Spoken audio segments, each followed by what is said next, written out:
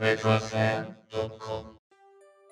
Welcome back everyone. Today we are looking at a great little console called the PC Engine. The PC Engine was known in North America as TurboGrafx 16, but it was a very different console in terms of design, look and feel, and branding. And today we are looking just at the PC Engine, the original one, and some accessories for it, and the PC Engine GT and the PC Engine LT. Out of the box, the original PC Engine had only RF output, so the antenna hookup, for video output, which was a standard at the time, but the picture quality is very low. But thankfully and thoughtfully, NEC included an expansion bus port on the back of the console, allowing for future upgrades. And really little they knew that that expansion port would still provide life and new attachments almost 40 years later today. Through this expansion interface, they could add the CD-ROM at the time, or the PC Engine AV Booster, which is basically another add-on that attaches to that expansion port and allows you to use the classic AV output, basically, which is a big improvement comparing to the RF antenna cable. And this is the Terraonion Super SD System 3. It's quite similar to the AV Booster in terms of design, and it attaches on the back of the console as well. You can load PC Engine ROMs on it, and also PC Engine CD-ROM games. Additionally, it also provides RGB high quality output. Speaking of RGB output, there are also third-party add-ons that just provide simple RGB video out for the PC Engine. You also see the EverDrive, which is an easy way to play HuCard games, so no CD games in this case, but this is an essential accessory for the PC Engine, which, by the way, even today, the smallest major home console ever made. In 2020, NEC released the PC Engine Mini, and to be honest with you, it wasn't that much smaller than the original PC Engine form factor. That's how small the PC Engine really is. In Japan, the PC Engine was a success, was a groundbreaking success. Also thanks to strong third-party support from companies such as Namco, Konami, and gained ground against Nintendo and the Nintendo Famicom. And so much so that in 1988, the PC Engine even outsold the Famicom. So it was way ahead of the competition when Sega, for instance, released the Sega Mega Drive, and Nintendo released Super Famicom.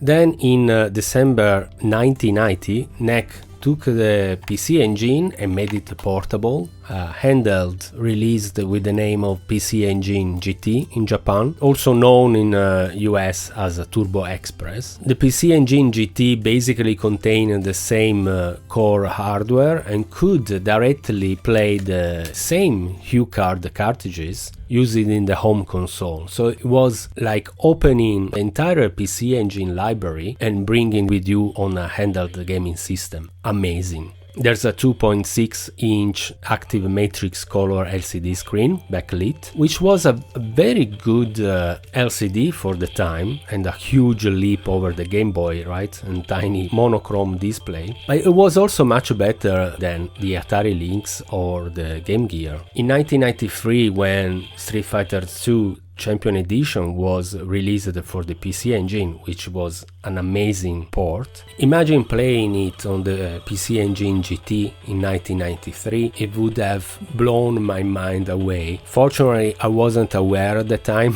of this combo, otherwise I would have done the impossible to import both from Japan. But yeah, the PC Engine GT was a very expensive console, launched for almost $250 in Japan at the time, and it didn't sell very well. You could even attach a TV tuner add-ons similar to the Sega TV tuner, and had a link cable for 2-player games. I love how NEC continued to explore and put different versions of the PC Engine out there. So in 1991, PC Engine LT.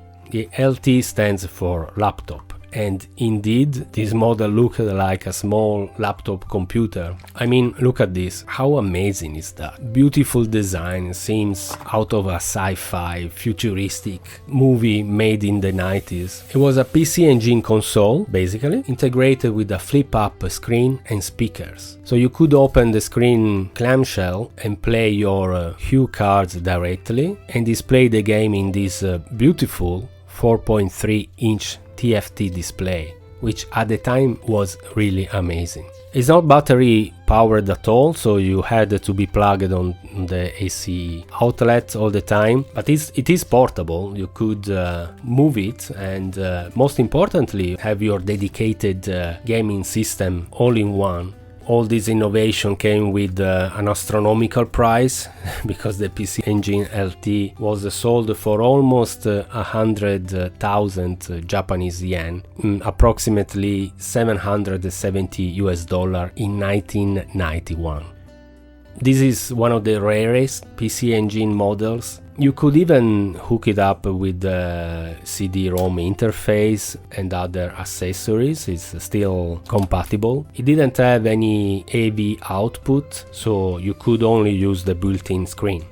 Today the PC Engine LT is a collector item, selling for thousands on the used market if you are able to find one. Definitely this was one of my most wanted holy grail growing up, since I knew about it, and I'm really super happy to have it boxed, complete and recapped.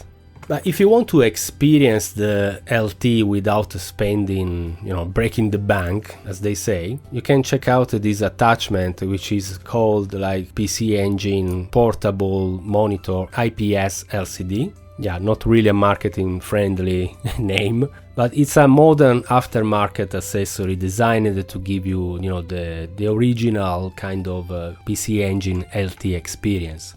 It features a crisp 4.3-inch, similar to the PC Engine LT, IPS screen, and also adds HDMI and composite output options if you want. The unit mounts directly on the console on the expansion port, and basically you can have a standalone all-in-one compact PC Engine system. It's quite a nice accessory to have, in my opinion. Originally there was a version with a non-IPS monitor in grey color to match the later Core Graphics consoles that were similar to the PC Engine but came in a grey color palette. But the monitor wasn't good at all, and this IPS white version of the accessory is much better than the previous one.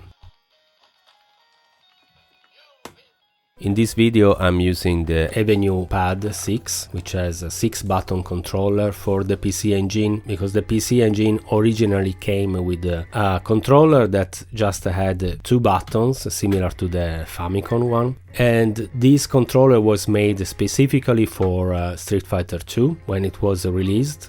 And it works very well for all the beat'em ups games out there, also Fatal Fury 2 for instance, Street Fighter 2 Champion Edition from 1993. This is one of the most astonishing releases for the PC Engine. It was released just in Japan, which is a shame because I think if they released it also for the Turbo Expresses, it would have made the platform much more successful than it was. But this port is amazing, and it's really hard to believe they could include such a good port in the HuCard. It included all 12 characters, so the original World Warriors plus the 4 Grandmasters, and almost every feature of the arcade's Champion Edition. The game pushed the HuCard format to its very limits with 20 megabits, the largest HuCards ever produced. In fact, you can see that it's quite thick comparing to the normal HuCards, but the result was nothing short of remarkable.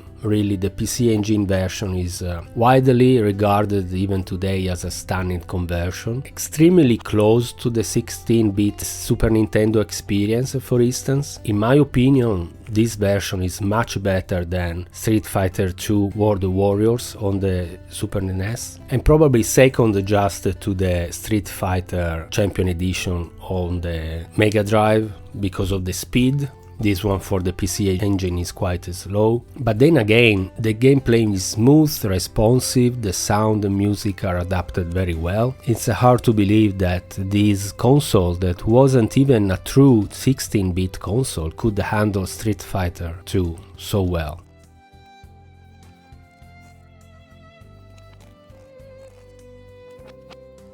But why do I love the PC Engine so much? I didn't experience the PC Engine back then, because in Europe growing up in the 90s, for sure I never seen one in real life. I just read about it on video games magazines or some imported games review, but it was very exotic in a way and mysterious because it wasn't very known outside Japan and outside North America's TurboGrafx 16. And I remember clearly seeing this white little box with this weird format for me at the time, the HuCards, that are very nice and cute in terms of design. It really appealed to me, but I never used it, I never played with the PC Engine when I was a kid. So, games I recommend on the PC Engine. Again, the PC Engine is almost 40, so I don't want to add noise and recommend you the usual top 20 ranked games for the platform. You can Google that. As I did for the other platforms I reviewed, these are the games that I enjoy and recommend. Vigilante, the historical, gritty street fighting, very simple, left to right, beaten up, move forward, still fun to this day. Splatterhouse, the game that made the parents nervous. There's gore, monsters, horror film vibes. For today's standards, it's not as violent as it used to be, but it's a fun side-scroller with boss fights and giant creatures, so I recommend it.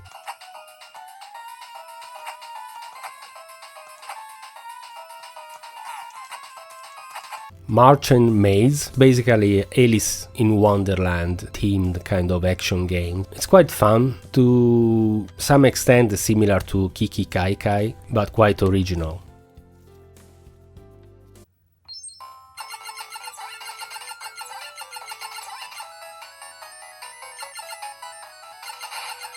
Shinobi is a lean but tough port of the Ninja Classic. No bonus stage, but everything else is here. Recommend. It's quite brutally difficult, but always fun.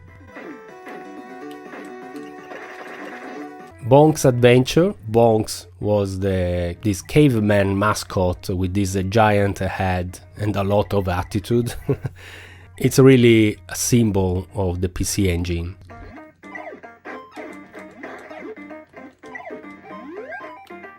Kiki KaiKai is known more as Pocky and Rocky in Europe and in US. It's a top-down shooter basically, set in mystical Japan. It's a solid port from the arcade, and I recommend it. It's a very nice game.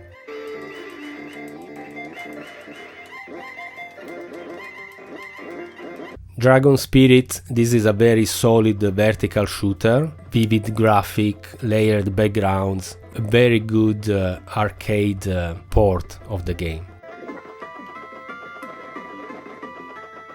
Yokai do Chuki, Super Volleyball, Altered Beast, Afterburner, download, and there's also a download too, but that's for the CD-ROM. But this download one is an amazing game. It's a cyberpunk shooter. You are a hacker that turned to be a pilot in a future dystopia. It's a great game.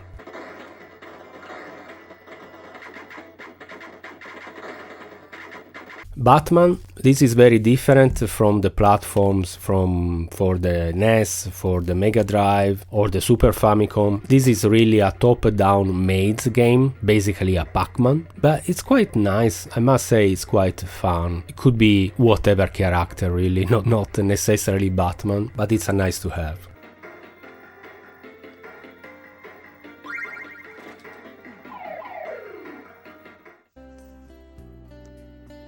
In conclusion, I think the PC Engine is an underrated console today because it's not broadly known, unfortunately, but it has its great place in the gaming history.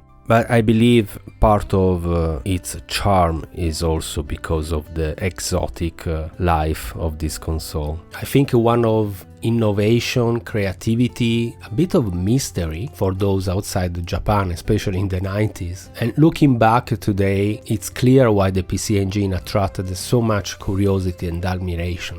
A library of diverse titles and great fun, a constant stream of hardware explorations, expansions, to this day even.